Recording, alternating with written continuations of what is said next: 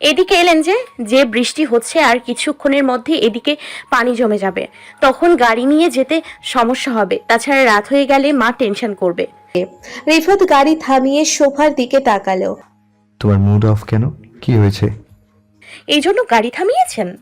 রিফাত মাথা দুলালো। কি হয়েছে? কিছু না, তাড়াতাড়ি গাড়ি চালান, বৃষ্টি কিন্তু বাড়ছে। আগে আমার প্রশ্নের জবাব দাও। জবাব না পেলে গাড়ি ছাড়বো না। আরে এসব কি কথা, জোর করবেন এখন? করব। বলো, তোমার মন খারাপ কেন? আমার কোনো কথায় কষ্ট পেয়েছো? শোভা মেজাজ খারাপ করে বলল। হ্যাঁ পেয়েছি, এখন কি কথা ফিরিয়ে নেবেন? রিফাত তার আয়ত চোখ নিয়ে শোভাকে দেখছে। যতদূর মনে পড়ে তোমার কষ্ট লাগবে বা মন খারাপ হবে এমন কিছু আজ বলিনি আমি। শোভার দৃষ্টিতে রাগের আভাস। অবশ্যই বলেছেন, আপনি শুরুতেই আমাকে অপমান করেছেন বন্ধুদের সামনে। অপমান করেছি? কিভাবে? বড্ড জ্বালাচ্ছেন কিন্তু। আমি আর কথা বাড়াতে চাইছি না, প্লিজ চলুন, রাত বাড়ছে। শোভা অস্থির হলো। রিফাত সিটে মাথা হেলান দিয়ে পুনরায় প্রশ্ন করে। কোন কথা বলেছি? কিসে তুমি কষ্ট পেলে? বলো প্লিজ। বললাম না বলবো না। শোভা গোয়ারের মতো মাথা নাড়ে। তাহলে গাড়িও চলবে না। বেশ, আপনি থাকুন তাহলে, আমি নেমে গেলাম। রিফাতকে অপ্রস্তুত করে দিয়ে শোভা ঝুম বৃষ্টির মধ্যে গাড়ি থেকে নেমে গেল। হতচকিত রিফাত বোকা বনে গেল। তড়িৎ গতিতে গাড়ি থেকে নেমে গেল। তাকিয়ে দেখল শোভা ততক্ষণে কয়েক কদম এগিয়ে গেছে। এরই মধ্যে ভিজে গেছে মেয়ে।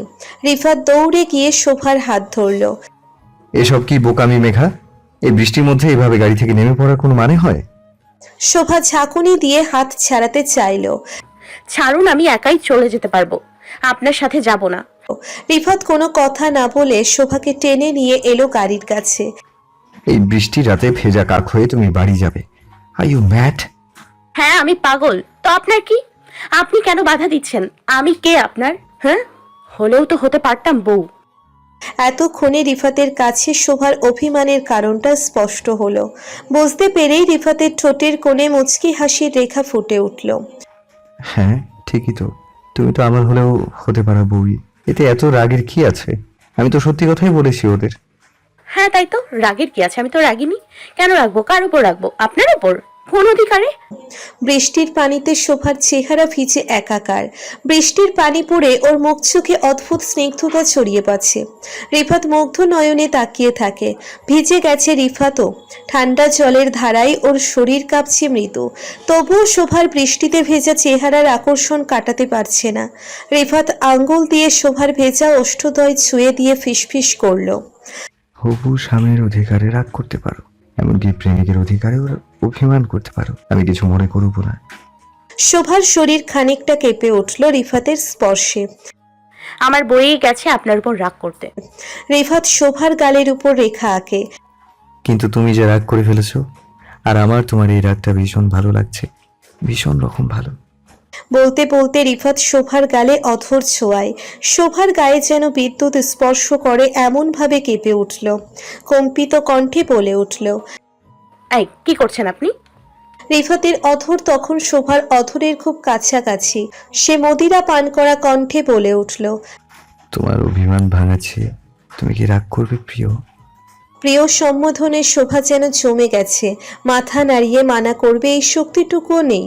রিফাত ওর নিরাপত্তাকে সম্মতি ধরে নিয়ে খুব ধীরে ধীরে শোভার নরম অধরে অধর নামিয়ে আনলো। শোভার ভীষণ লজ্জা লাগছে। শরমে আধমরা হয়ে সে গাড়ির জানালা দিয়ে বাইরে তাকিয়ে আছে। অন্ধকারে কোনো কিছু দৃষ্টিগোচর না হলেও সে যেন খুব দারুণ কিছু দেখছে, এমনই তার মুখের ভাব। ভুলে থাকার আপ্রাণ চেষ্টা করলেও বারবার কিছুক্ষণ আগের ঘটে যাওয়া ঘটনা মনে পড়ে যাচ্ছে। কিসের থেকে কি হয়ে গেল এখনো ঠিক বিশ্বাস হচ্ছে না। হজম হওয়া অনেক দূরের কথা। হয়তো কোনো স্বপ্ন দৃশ্য ছিল, এমনটা ভেবে হাতে চিমটি কাটল। ব্যথায় কোকিয়ে উঠে বুঝল সমস্ত ঘটনাই বাস্তবেই ঘটেছে। মনটা চড়ুইয়ের মতন ছটফট করে উঠল। অপরদিকে রিফাতের অবস্থাও একই। শোভার মতোই ভাবছে কি করে ফেললো এটা। তার মতো ছেলে এমন কিছু করেছে এটা ভেবেই মাথা ঘুরে উঠছে। সত্যিই কি সে এমন কিছু করেছে? অজান্তেই হাতটা চলে গেল অধরে। দৃশ্যটা আবারও চোখের সামনে ভেসে উঠতেই রিফাতের কান দুটো উষ্ণ হয়ে গেল। লজ্জাও কম পাচ্ছে না, তাই তো লজ্জা লুকাতে মন দিয়ে গাড়ি চালাতে লেগেছে। আর মাঝে মাঝে আর চোখে কিংবা গাড়ির রিয়ার ভিউ মিররে শোভাকে দেখে নিচ্ছে। লজ্জা বনত শোভাকে দেখতে কি যে মিষ্টি লাগছে সেটা বলে বোঝানো যাবে না। মেয়েটা যে ইচ্ছে করেই অন্যদিকে মুখ ফিরিয়ে আছে সেটা বেশ বুঝতে পারছে সে। অথচ রিফাতের ইচ্ছে করছে গাড়ি থামিয়ে এক নজরে শোভাকে দেখতে, কিন্তু জানে সেটা সম্ভব না। শোভা তাহলে সত্যি সত্যি গাড়ি থেকে নেমে যাবে ভেবেই মিটমিটিয়ে হাসলো রিফাত। আপনি হাসছেন কেন? আচমকা শোভার আক্রমণে দিশেহারা বোধ করে রিফাত। মুখের হাসি মিলিয়ে নিল দ্রুত। কেন বলো তো, হাসা কি অপরাধ? সাথে সাথে শোভার মুখ গম্ভীর হলো। সেটা বলিনি, এই মুহূর্তে এভাবে হাসার মানে কি সেটা বোঝার চেষ্টা করছি। সব হাসির মানে খুঁজতে হবে কেন? ঠিকই বলেছেন। একটা কথা বলি, আজ যা হলো মোটেও ঠিক হয়নি। এসবের জন্য আমি একদম প্রস্তুত ছিলাম না, আর চুপ ছিলাম বলে আবার অন্য কিছু ভেবে বসবেন না। রিফাত ফিক করে হেসে দিল, শোভার দিকে তাকিয়ে বলল, আমি বুঝি প্রস্তুত ছিলাম? কি যে আজব কথা বলো না। এসব অনুভূতি কি বলে কয়ে আসে? আমিও কি জানতাম এমন কিছু করব? তাছাড়া আমি অন্য কিছু ভাবিনি, আসলে ভাবার মতো সুযোগই পাইনি। একা থাকলে হয়তো ভাবতাম, এখন তো তুমি আছো, ভাববার দরকার কি? শোভার গালে লালিমার আভাস। অসভ্য। রিফাত আতকে উঠল। কাকে বললে? আমাকে? এখনো তো অসভ্যতা কিছুই দেখায়নি, বিয়ে হলে টের পেতে। শেষের কথাটা খুব মিহিস্বরে উচ্চারণ করলো রিফাত। শোভা খানিকটা কেঁপে উঠল, আর কিছু বলার সাহস হলো না তার। রিফাত বড্ড সাহসী হয়ে উঠছে আজকাল, কথার লাগাম নেই। কি বলতে কি বলবে সেই ভয়ে চুপ করে রইল। বাকি পথটা দুজনেই চুপ। বাসা থেকে কিছু দূরে রিফাত গাড়ি থামায়। নামো, এসে গেছি। এরপরে আর যাওয়া উচিত হবে না আমার। শোভা চুপচাপ নেমে গেল। রিফাত পিছু ডাকে, শোনো, জীবনে যা ঘটে তা নিয়ে কখনো আফসোস করতে নেই। স্মৃতি হিসেবে জমা হচ্ছে সবই। কোনো একদিন হয়তো এই স্মৃতি মনে করে ঠোঁটের কোণায় হাসি ফুটবে। কথাটা শেষ করে রিফাত দাঁড়ায় না, গাড়ি নিয়ে চলে গেল। শোভা নিশ্চুপ দাঁড়িয়ে রইল। দরজা খুলে দিল বিভা। বোনকে আপাদমস্তক দেখে তার ঠোঁটের কোণে চোরা হাসি। চোখ নাচিয়ে জানতে চাইল, বৃষ্টিতে ভিজে এত রাতে কোথা থেকে এলি আপা? শোভা কিছু না বলে চুপচাপ নিজের কামরায় ঢুকে গেল।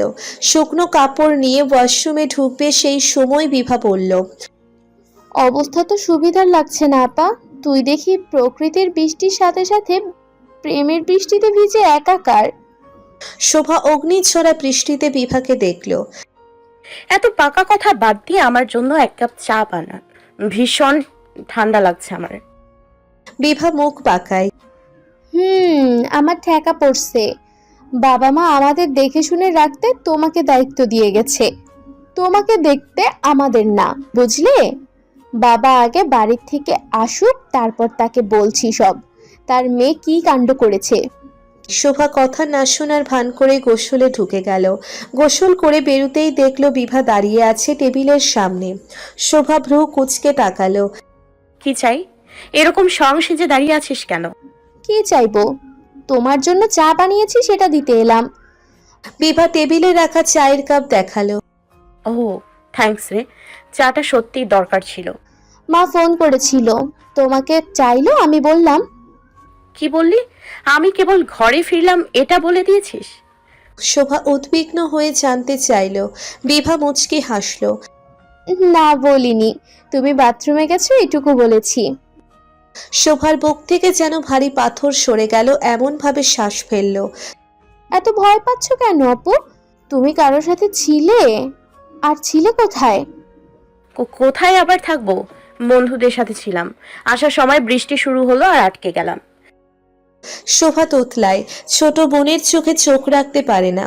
মনে হয় চোখ তুলে তাকালেই ও সব বুঝে ফেলবে। নিজেকে বাঁচাতে শোভা রেগে যায়। বিভা জিভ বের করে ভেংচি কাটে। সে কথা চা বানাতে বলার সময় মনে ছিল না? না ছিল না, এখন মনে পড়লো। যা পড়তে বল।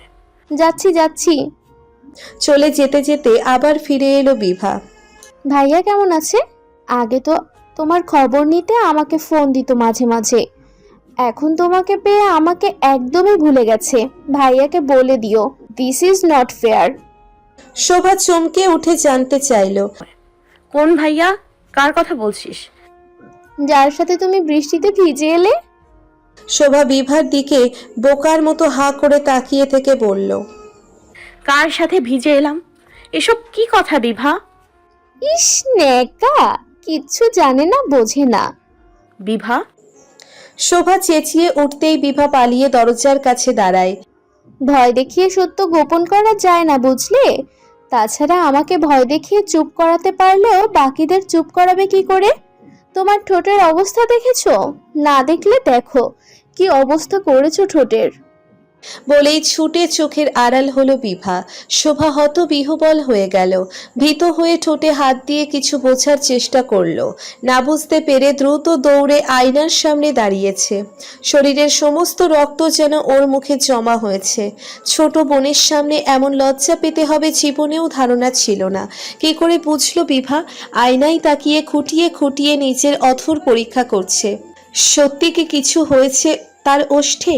ছোট একটা কালচে দাগ আর খানিকটা ফুলে থাকা ঠোঁট আবিষ্কার করে তার লাজুক ভাব আরো বেড়ে গেল। আয়নার দিকে বহুক্ষণ তাকিয়ে রইল শোভা। তাকে দেখে কি সত্যি কিছু বোঝা যাচ্ছে?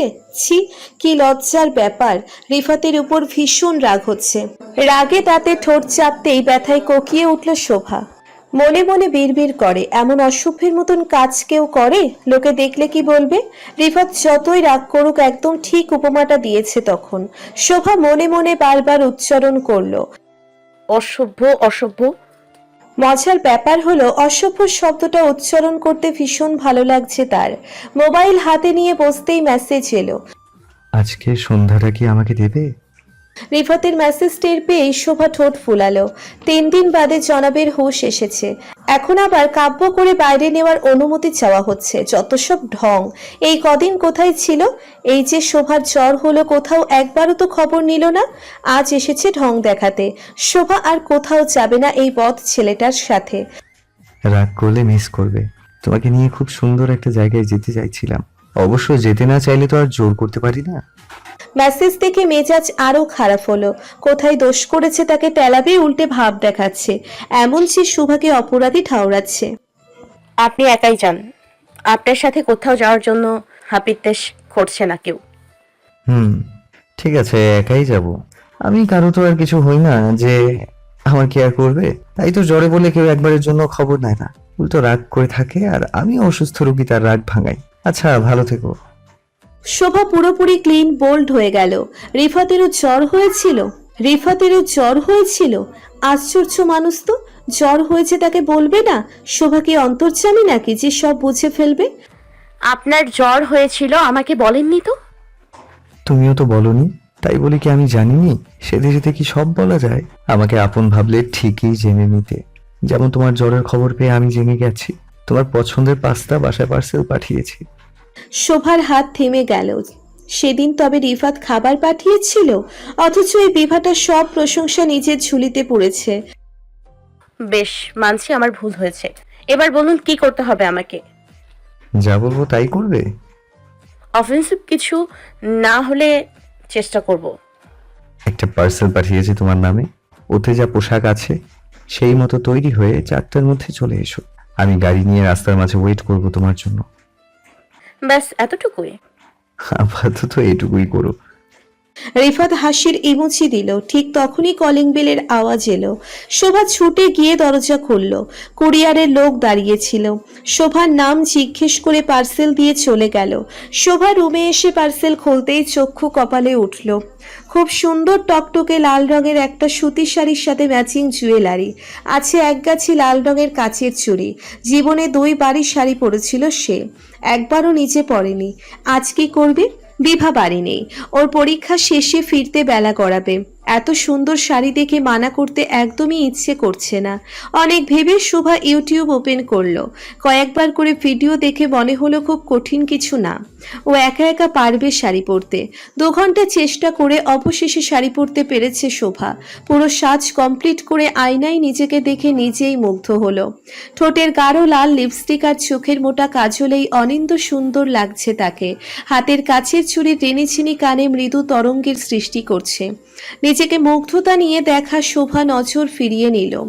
ঘড়ি দেখে চটপট ব্যাগ তুলে নিয়ে বাইরে এলো। রিফাত বলেছিল 4টের যেতে, তখন অলরেডি 4টা বেজে গেছে। শোভা দ্রুত পা চালায়। দূর থেকে এক লাল পরীকে হেঁটে আসতে দেখে রিফাতের হার্টবিট ড্রপ হলো। ও হাঁ করে তাকিয়েছিল শোভার দিকে। নেহাত শাড়িটা নিজে পছন্দ করে কিনেছিল বলে শোভাকে চিনতে পারল রিফাত। লাল শাড়িতে কি সুন্দর লাগছে শ্যামা মেয়েটাকে, ঠিক একদম তার মনের মতন। ঘোর লাগা মানুষের মতো রিফাতের আশপাশের পৃথিবী খানিক সময়ের জন্য থমকে গেল যেন।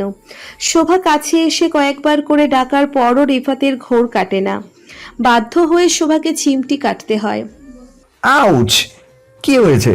এত জোরে কেউ চিমটি কাটে? কতক্ষণ ধরে ডাকছি, হিসেব আছে? কোন ধ্যানে ছিলেন শুনি? কাকে ভাবছিলেন? এক লাল পরীকে দেখতে যেই তো সর্বনাশটা হলো, তাহাতে নজর আটকে গেল। শোভা গালে লালিমার ছোঁয়া, তা না দেখার ভান করে রিফাত তাড়া দেয়। ওঠো ওঠো, এখনই না রওনা দিলে দেরি হয়ে যাবে। শোভা গাড়িতে উঠে বসে জানতে চাইল, কোথায় আছি আমরা? গেলেই দেখতে পাবে। ঘণ্টাখানেক ড্রাইভের পর বেশ মনোরম পরিবেশে গাড়ি থামালো রিফাত। রেস্টুরেন্টের পিছনের নদী, সেখানে বসার সুব্যবস্থা। ফুল আর লাইটিং এর অপূর্ব কম্বিনেশনে সাজানো হয়েছে পুরো রেস্টুরেন্ট। এসো বসে সূর্যাস্তটা দেখি। আপনি মনে হয় ঢাকার একটা প্লেসেও ঘোরা বাদ দেননি, তাই না? শোভার প্রশ্ন শুনে রিফাত হাসলো। আমার পানির কাছাকাছি থাকতে ভালো লাগে। ফ্রেশ বাতাস ফুসফুসকে পরিষ্কার করে। তাছাড়া এরকম পরিবেশে কিছুক্ষণ থাকলে ব্রেইন স্টর্মিং ভালো হয়, নতুন নতুন আইডিয়া জেনারেট হয়। এতক্ষণে বুঝলাম আপনার দারুণ দারুণ ভিডিওর রহস্য। রিফাত জবাব দিল না, তার নজর নদীতে চলা নৌকার দিকে। শোভা তাকিয়ে দেখলো আকাশ লাল হয়ে গেছে। টুপ করেই যেন সন্ধ্যা নেমে এলো। দুইজনই চুপচাপ বসে রইল মৌনতায় ঘিরে থাকা পরিবেশে। দুজনেই নিশ্চুপ হয়ে মুগ্ধ দৃষ্টিতে পরিবেশ উপভোগ করছে। হঠাৎ একসাথে রেস্টুরেন্টের সবগুলো বাতি জ্বলে উঠতেই আলোর ঝলকানিতে চমকে উঠল শোভা। পুরো রেস্টুরেন্টে সুসজ্জিত লাইটিং, ওর ঠিক পেছনেই লাইটিংয়ে লেখা আছে শুভ জন্মদিন শোভা। হালকা মিউজিকে জন্মদিনের গান বাজছে। সারা দিন পরে শোভার মনে পড়ল আজ তার জন্মদিন ছিল। প্রতিবার মা কিংবা বাবা মনে করে তাকে উইশ করে। এবার তারা কাছে নেই, হতে পারে তাদেরও মনে নেই। অবাক ব্যাপার হলো ভাই বোন দুজনার কেউই তাকে উইশ করেনি। মজার ব্যাপার হলো শোভার নিজেরও তো মনে নেই। নিজের জন্মদিন কি করে ভুলে গেল সে? সামনে তাকিয়ে দেখলো রিফাত দাঁত বের করে হাসছে। শুভ জন্মদিন মেঘা, সারপ্রাইজ পছন্দ হয়েছে? এতক্ষণে বিষয়টা পরিষ্কার হলো। এখানে আসার পর থেকে ভাবছিল রেস্টুরেন্টটা এমন জনমানবহীন হলো কেন, ওরা দুজন ছাড়া আর কেউ নেই কেন। এতক্ষণে বুঝলো রিফাত তারই জন্য হয়তো পুরো রেস্টুরেন্টটাই বুক করেছে। শোভার কেমন যেন হতবিহ্বল লাগছে। এসব তারই জন্য করেছে রিফাত? সে কি এত কিছু পাওয়ার যোগ্য? এত সম্মান, এত আহ্লাদ? এসো কেক কাটি। রিফাত তাকে ডাকলো। শোভা তাকিয়ে দেখলো শুভ জন্মদিন লেখা দেওয়ালের সামনে একটা টেবিলের উপর রেড ভেলভেট কেকের উপরে শুভ জন্মদিন লালপরি লেখা। শোভা অবাক হয়ে তাকিয়ে দেখছে সব। রেড ভেলভেট তার পছন্দের কেক, নিশ্চয়ই বিভা সব জানিয়েছে রিফাতকে। ওরা এগোতেই রিফাতের ইশারায় রেস্টুরেন্টের বাতিগুলো বন্ধ করে দিল।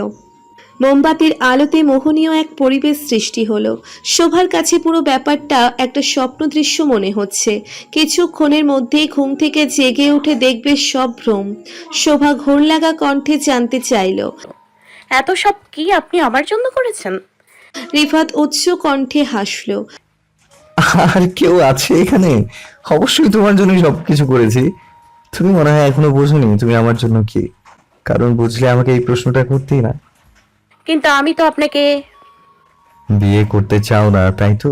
না করতে চাইলে আমার তো কিছু করার নেই। আমার দিক থেকে আমি সর্বোচ্চ চেষ্টা করেছি, এটাই সান্ত্বনা থাকবে। ভবিষ্যতে যাতে কোনো আফসোস না থাকে আর নিজের কাছে ক্লিয়ার থাকার জন্য আমি শেষ পর্যন্ত চেষ্টা করে যাব। শোভা চুপ করে গেল। এমন কথার পর আসলে কিছু বলার থাকে না। এই মানুষটা বারবার তাকে চুপ করিয়ে দেয়, বারবার হারিয়ে দেয়। তবুও কেন যেন মানুষটার কাছে হেরে যেতে ভালো লাগছে তার। সন্ধ্যায় বাড়ি ফিরে বাবা মাকে দেখে আর এক প্রস্তুত সারপ্রাইজ হলো শোভা। বাবা মা তার জন্মদিন সেলিব্রেট করতে চলে এসেছে আজ। রাতে সবাই মিলে বেশ খাওয়া দাওয়া হলো। বাবা মা ভাই বোনেরা মিলে জমিয়ে আড্ডা হলো। আজমল শেখ বাড়ি থেকে ঘুরে এসে বেশ ফুরফুরে। ছেলে মেয়েদের সামনে বসিয়ে তিনি জানালেন, বিভার ইন্টার পাশ করে কোথাও চান্স হওয়া পর্যন্ত ঢাকায় থাকবো আমরা। সাদা তো ততদিনে কোনো একটা ইউনিভার্সিটিতে ঢুকে যাবে। তখন আমরা এই দুই বুড়া বুড়ি বাড়িতে চলে গেলে ও তোদের সমস্যা হবে না, বরং ছুটি ছাটায় গ্রামে গেলে তোদেরও ভালো লাগবে। ঠিক আছে বাবা, আমাদের কোনো সমস্যা নেই। কিরে সাদাত, তোর কি মত? সাদাত ঘাড় হেলিয়ে সায় দেয়। বাবার যেমন ইচ্ছে। তাছাড়াও আমরা সবাই ইউনিভার্সিটিতে গেলে বাবা মায়ের একা থাকতে হবে। সেই হিসেবে তারা যেভাবে থেকে কমফোর্টেবল করবে সেখানেই থাকবে। বাবা, আমি একটা কথা বলতে চাই। বিভা মুখ খুলল। হ্যাঁ বল না, কি বলবি? বলছিলাম কি, তোমরা এখনই ফাইনাল কোনো ডিসিশন নিও না। এতদিন পরে গ্রামে গেছো, আবার যাও, দেখো সেখানে থাকতে পারবে কিনা। যদি পারো তাহলে ভালো, না হলে আমার মনে হয় কিছু জমি বিক্রি করে ঢাকায় একটা ফ্ল্যাট কিনে থাকতে পারি আমরা। বিভার কথা শুনে কিছুটা চিন্তিত দেখায় আজমল শেখকে। শোভা মাথা দোলায়। বাবা, আমারও মনে হয় বিভা ঠিক বলেছে। আগে ওখানে গিয়ে দেখ থাকতে পারবে কিনা। তোমাদের কথা শুনে খুশি হলাম। যা বললে সেটা যাচাই করতে আমরা আপাতত কিছুদিন যাওয়া আসার উপরে থাকবো। তোমার চাচার সাথে জমি জমা ভিটেমাটি ভাগ করার কথা বলছি। ভাগাভাগি হলে ভেবে দেখবো কি করা যায়। শোভা, বিভা, সাদাত কেউই আসলে চায় না তাদের বাবা মা তাকে ছেড়ে অত দূরে চলে যাক, কিন্তু ওরা সরাসরি বললে তারা দুঃখ পেতে পারে ভেবেই ঘুরিয়ে পেঁচিয়ে বলা। তাছাড়া ওদের ধারণা বাবা মা নিজেরাও ওদের ছাড়া ভালো থাকবে না। হয়তো এখন বুঝতে পারছে না, কিন্তু একেবারে চলে গেলে তখন ফিরে আসাটা কষ্টকর হবে। তার আগে যদি কোনোভাবে রিয়েলাইজ করে তাহলে সবার জন্য ভালো হবে। পরদিন বিকেলে রেজাল্টের কথা শুনে ক্যাম্পাসে ফিরে গেল শোভা। ডিপার্টমেন্টের সর্বত্র ওর জয় জয়কার। সবচেয়ে বেশি নাম্বার পেয়ে প্রথম হয়েছে শোভা। টিচারটা ওকে পার্সোনালি ডেকে নিয়ে এসব কথা জানিয়েছে। খুশিতে আত্মহারা শোভা প্রথম ফোনটা দিল বাবা মাকে, তারপর রিফাতকে। কিন্তু অবাক ব্যাপার, রিফাতের ফোন বন্ধ পাওয়া গেল। পরপর কয়েকবার ফোন দেওয়ার পরও একই কথা শোনা যাচ্ছে। দুঃখিত, আপনার ডায়ালকৃত নাম্বারে সংযোগ প্রদান করা সম্ভব হচ্ছে না। অনুগ্রহ করে কিছুক্ষণ পর আবার চেষ্টা করুন। শোভার ভ্রু কুঁচকে গেল। রিফাতের হলোটা কি? ওর ফোন কেন বন্ধ থাকবে? গতকাল বাবা মা আসাতে রিফাতকে আর ফোন করা হয়নি। আজ সারা দিনও ফোন করেনি, এমনকি রিফাতও ফোন করেনি ওকে। অসুস্থ হয়ে গেল নাকি? চিন্তার ভাঁজ পড়ে কপালে, কিন্তু বেশিক্ষণ স্থায়ী হয় না। ক্লাসের বন্ধুরা ওকে ঘিরে ধরে হইচই করছে। ভালো রেজাল্ট উপলক্ষে সবাইকে নাকি খাওয়াতে হবে। শোভাকে নিয়ে ওরা চলল ক্যান্টিনে। রিফাতের ভাবনা মাথায় রাখার সুযোগ হলো না শোভার। 3 দিন ধরে পাগলপাড়া হয়ে রিফাতকে ফোন করে চলেছে শোভা। দিন নেই রাত নেই, চোখে ঘুম নেই, কেবল ফোনটা হাতে নিয়ে অনবরত ডায়াল করছে। কার কাছ থেকে খবর পাবে তাও জানে না। রিফাতের কোনো বন্ধুর নাম্বার নেই তার কাছে। লজ্জার মাথা খেয়ে বিভাকে ফোন করে জানতে চেয়েছে, কিন্তু বিভা বলল কিছুই জানে না। এমনকি গালিবের মেসেঞ্জারেও নক দিয়েছে, কল করেছে, কিন্তু নো রেসপন্স। ভারী অস্থিরতায় পড়েছে শোভা। সারাদিন ফোন দিয়ে খোঁজ নেওয়া মানুষটা হঠাৎ করে ফোন কেন বন্ধ করবে ভেবে পাচ্ছে না। কোনো সমস্যায় পড়ল কিনা, নাকি অসুস্থ হলো ভেবে ভেবে সারা হচ্ছে। মাঝে মাঝে আদ্রিতার কথা ভেবে ভয়ও পাচ্ছে। আদ্রিতা যেমন মেয়ে, তার এত সহজে চুপ থাকার কথা না। শোভার কেমন যেন পাগল পাগল লাগে। ভালো রেজাল্ট করেছে, আনন্দ হয়েছিল, এখন ঠিক ততটাই কষ্ট হচ্ছে। ক্লাস শুরু হয়েছে, কিন্তু ক্লাস করতে ইচ্ছে করে না। মাঝে মাঝে দুশ্চিন্তায় কান্না করছে শোভা। কি হলো মানুষটার? ইচ্ছে করছে ওদের বাসায় ছুটে যেতে। যদিও শোভা বাসা চেনে না, কিন্তু বাবা মা তো চেনে। মাকে জিজ্ঞেস করলে নিশ্চয়ই বলবে, কিন্তু এমন কাজ করা কি উচিত হবে? নিজের মুখে বিয়ের ব্যাপারে মানা করেছে শোভা, এমন রিফাতের কথা জানতে চাইবে কোন মুখে? নিজের সিদ্ধান্তে নিজেই পস্তাচ্ছে শোভা। মনে হচ্ছে বিয়ের কথা মানা করে বড্ড ভুল করে ফেলেছে, নয়তো রিফাতের খবর নিতে আজ এত দ্বিধায় ভুলতো না। রাতে না খেয়ে কাঁদতে কাঁদতে ঘুমিয়েছে শোভা। এখন দুশ্চিন্তার বদলে রাগ হচ্ছে ওর। শোভাকে এভাবে চিন্তায় ফেলে মজা নেওয়া হচ্ছে। ঠিক আছে, শোভাও দেখে নেবে কতদিন ফোন বন্ধ করে রাখে রিফাত। খুব তো ভালোবাসি ভালোবাসি বলে গলা ফাটিয়ে ফেলেছিস, এই বুঝি ভালোবাসার নমুনা? ভালোবাসলে বুঝি এরকম টেনশনে রাখতে পারতো? অভিমানের জলে নয়ন ভিজে যায় বারবার। এতটা সম্মান আর ভালোবাসা দেখানোটা কি তাহলে মেকি ছিল? এই যে জীবনে প্রথমবার শোভার জন্মদিন এতটা সুন্দর আর আলাদা করে পালন করা, শোভাকে বিশেষ কিছু ফিল করানো, এই সবই মিথ্যা ভান ছিল। এই যে এতগুলো স্বর্ণালী সন্ধ্যা উপহার দিয়েছে শোভাকে, কেন? এভাবেই ফেলে চলে যাবে বলে? ক্ষোভে দুঃখে ঘুমের মাঝেই ফুপিয়ে কেঁদে উঠল শোভা। বিড়বিড় করে চলছে, কোথায় হারিয়ে গেলেন? একবার কি বলে যাওয়া যেত না? আমি না হয় আপনাকে চাইনি, কিন্তু আপনি তো চেয়েছেন, তাহলে কেন এই অবহেলা? ঠিক সেই মুহূর্তে শোভার ফোনটা বেজে উঠল কর্কশ শব্দে। হতচকিত শোভা লাফিয়ে বিছানায় উঠে বসল। মোবাইলে চোখ পড়তেই শ্বাস আটকে এলো। রিফাতের নামটা জলজল করছে স্ক্রিনে। সত্যিই কি রিফাত নাকি চোখের ভুল? ভালো মতো চোখ রগড়ে নিল শোভা। না, রিফাতই তো। অভিমান চাকিয়ে ধরল ওকে। 3 দিন কষ্ট দিয়ে আজ ফোন করেছে, তাও এই গভীর রাতে। এখন আমিও ফোন রিসিভ করব না। অভিমান নিয়ে বসে থাকলেও মনটা আনচান করছে রিফাতের ফোন ধরার জন্য। রিফাতও অসীম ধৈর্য নিয়ে ফোন দিয়েই যাচ্ছে। শেষমেশ না পারতেই শোভা ফোন রিসিভ করে। 3 দিন পরে মনে পড়লো আমার কথা। কোথায় ছিলেন আপনি? জানেন কত শতবার ফোন দিয়েছি আপনাকে, কিন্তু আপনাকে কেন এসব বলছি? আপনার কি কেয়ার আছে আমার প্রতি? থাকলে ফোন বন্ধ করার আগে একটাবার ভাবতেন আমি কি করব। আমার টেনশন হতে পারে, কত বাজে চিন্তা মাথায় আসছে, ঘুমোতে পারছি না এক ফোঁটা। কেন করলেন এমন? জানেন চিন্তা করতে করতে আমার কি হাল হয়েছে? বলতে বলতে ঝরঝর করে কেঁদে দেয় শোভা। ওপাশ একদম নিশ্চুপ হয়ে আছে। চুপচাপ শোভার কান্না শুনছে আর দীর্ঘশ্বাস ফেলছে। কিছুক্ষণ বাদে রিফাতের গলা শোনা গেল। আর কতক্ষণ কাঁদবে পাগলি? কান্না শোনার জন্য বুঝি 7 সমুদ্র 13 নদী পার থেকে এই 7 সকালে এত আয়োজন করে ফোন করেছি? শোভার ফোপানি বন্ধ হয়ে গেল।